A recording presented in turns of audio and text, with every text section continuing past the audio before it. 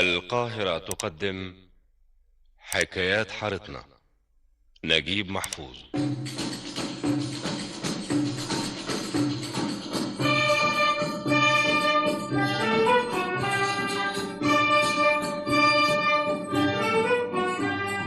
حكايات حارتنا، حكايات حارتنا، بس مين يجمع ومين يدون ومين يقرا ومين يسمع ومين يفكر ومين ياخد عبارة تنفع. طالع النبي وافتح الباب ثم اسمعوا حكاية الليلة حكاية الليلة. حكايات حارتنا يكتبها محمد متولي، يخرجها مصطفى أبو حطب. حكاية نعيمة وفتحية.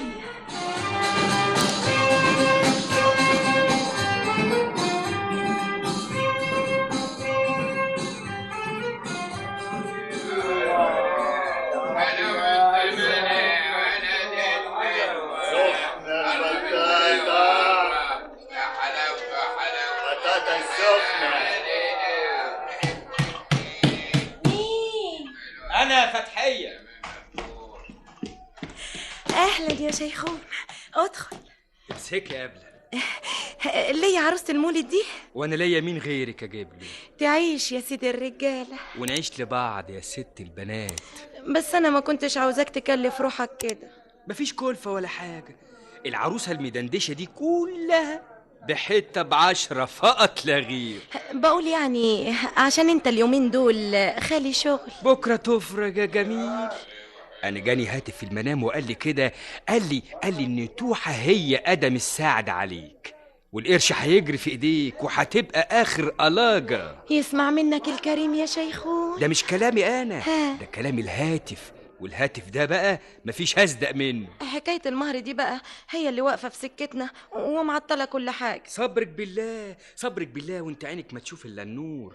وعلى رأي اللي قال ما بين غمضة عين وانتباهتها بيغير ربنا من حال لحال. المهم ان العوازل ما يفرحوش فينا. فشروا البعدة اللي مهماش هنا. طب مش كنت تقول لأمي كلمتين كده يطمنوا خاطرها؟ اقول لها ايه بس يا فتحية، وانا ايدي خالية منهم زي ما انت عارفة. انت ما عندكش فكرة العروسة اللي انت جبتها دي هتعمل عندها ايه؟ يا ستي الموالد جاية كتير. مولد الحسين ومولد السيدة وغيرهم، وليك عليا هجيب لك في كل مولد عروسة. انت مش فاهم غرضي. فهمين، وانا من ايدك دي لايدك دي. مثلا تفتح معاها كلام في المهر.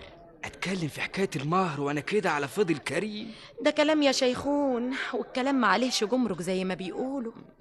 هي فين امك امال؟ فضلة خيرك راحت تودي سلطانية مفتقة عاملاها لمرات واحد بيه. حقها تتساهل شوية في حكاية المهر دي، مادام ربنا مسهلها لها وبتكسب كمان من مفتقة فوق الدلالة. لا، إلا حكاية المهر دي أنا ذاتي مرضهاش لنفسي أبدا. عشان ما تتكلمش عني اللي تسوى واللي ما تسواش. معاذ الله، أنا ما بقولش نتجوز بلوش. أنا بحسب. أنا كمان مرضلكيش. اسمع كده. في إيه؟ يظهر أمي رجعت. هي أمي، أنا عارفة أحس شبشبها. أقعد أنا بقى على الشلتة بسرعة. انت هنا يا شيخون؟ جه سأل عليكي ياما وجاب لي معاها عروسة المولد اهي ياما. حلوة يا اختي. وغرض يا خالة أكلمك في حكاية المهر كمان. انت اشتغلت؟ لسه. امال المهر ايه اللي هتتكلم عليه؟ ما أنا قدامي شغلانتين وعاوز اختار واحدة منهم. هي مش كلها نجارة؟ أشغال تانية يا خالة، القيمة راحت عليها والزباين ما بقوش يقدروا على تكاليفها. طلعوا لنا بقى في النابوليا اللي سهلت مالت وبقولوا عليها الموضة. تستنى بقى لما تختار لك شغلانة من الاتنين وبعدها تبقى تيجي تتكلم. طيب خليكم بعافية بقى. مع السلامة.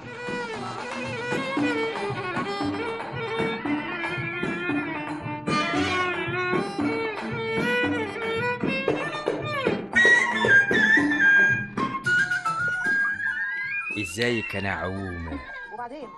يسلم زيك يا اسطى شيخو. بتعملي ايه؟ زي ما انت شايف بفرز اللبان الصغير من الكبير. وبكامل وقاية بقى اليومين دول.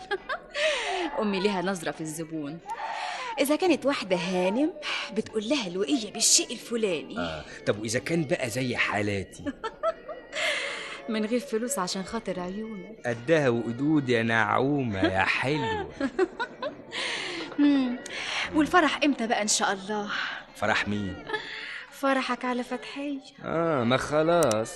ايه هو اللي خلاص؟ خلاص ده كان شيء مضى وراح، والقلب بقى خالي والحمد لله.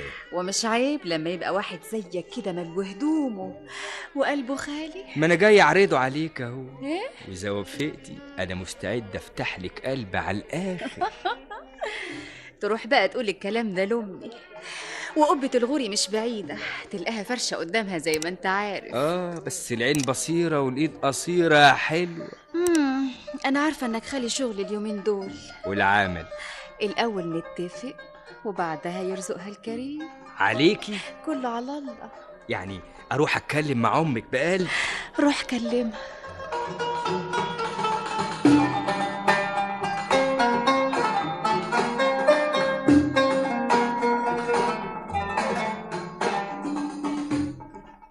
شيخون جالي يا نعيمة طالب ايدي. وقال لك ايه يما؟ قال لي على كل حاجة. وانتي قلتي له ايه؟ ما اديتوش عقد نافع. قلت لما اشوف كلامك انت ايه، ان كان لك غرض ولا مالكيش. الشيخون ابن حلال يما، بس عيبه جيبه. هو هيفضل خالي شغل طول عمره؟ اصل يما صنعة القيمة دي راحت عليها. يعني اطرقه؟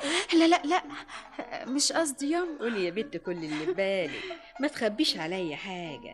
انا امك ولا ليش غيرك في الدنيا. رأيك انتي ايه يما؟ انا بقول انه راجل ويقدر يملى علينا البيت.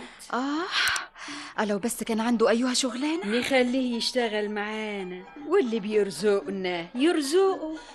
لا شغلانة اللبان ما تستحملناش احنا التلاتة يما. الله، انت حيرتيني معاكي يا نعيمة يا بنتي. انا بقول ايه يما؟ بقول يعني يما أيوة. لو كان والنبي يما تسلفيه قرشين ويشوف له هو سبوبة يسترزق منها يبقى احسن لنا واحسن له. سبوبة زي ايه كده؟ مثلا يعني يما يشتري له شوية خردوات من بتوع الستات دول ويركن بيهم على عربية يد جنبك كده قدام القبة. اقول له واشوف رأيه ايه هو راح. انا عارفة انه هيوافق يما. عرفتي منين يا بيت؟ قلبي دليل. وهيوافق عشان بيحبك ولا عشان مصلحته؟ ايوه بقى يما، عشان كده وعشان كده. ولازم يفهم ان احنا هنكون شركاء معاه. مفيش بين الخيرين حساب يما. طب خليها على الله، كله على فيض الكريم. هو هيفوت عليا بكره. اذا اتفقنا هتفق معاه بالمره على يوم نكتب فيه الكتاب ونعلي الجواب.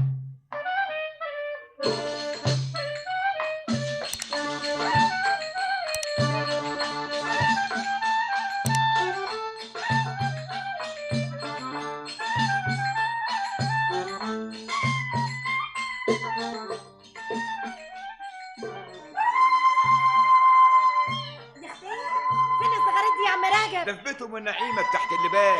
مين اللي بيتجوز هناك؟ ده كان بكتاب شيخون النجار على بنتها. الخاين الدوق. الله الله الله، سايبه طش الغسيل ورايحه فين؟ هروح اكب ميه نار على وشه ووشها. طب شيل الطشت بدل ما حد يشيل فيه اللي فيه. بقول لك يندعي. حيلك يا فتحية، سيبيني ياما، ما تبقيش مغفلة. لا انا لازم اخد بطاري من اللي ما يتسماش. ما تبقيش عبيطة. لا. ده من بختك انه غار بعيد عننا وما يختارش غير نعيمة صاحبتي وجارتي. لو كانت صاحبتك صحيح ما كانتش عملتها. صلي على النبي، صلي وقولي معايا ربنا يهني سعيد بسعيدة. إلا لما يشوفوا يوم فرحة هما الاتنين يا اختي. اهدي بس وانا هفهمك اللي انت مش فاهماه. والله ياما انا ما بقاش عندي عقل عشان افهم حاجة. انت عارفة ان شيخون ده عطلان وما عندوش شغل. كل الناس عارفين. وترضي اشتريهولك زي ام نعيمة ما اشتريته لبنتها بعربية الخردوات؟ لا ياما مرضاش. انتهينا بقى يا بنتي، نرمي طوبته بقى ونحمد ربنا اللي بعده عننا. ألف حمد لك يا رب.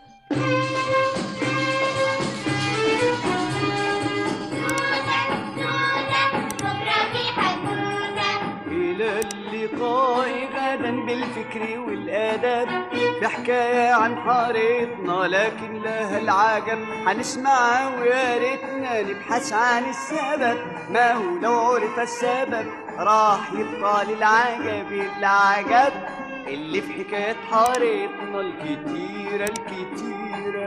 حكايات حارتنا حكايات حارتنا نجيب محفوظ. أشعار عبد الوهاب محمد. موسيقى سيد مكاوي. كتبها محمد متولي. أخرجها مصطفى أبو حطب.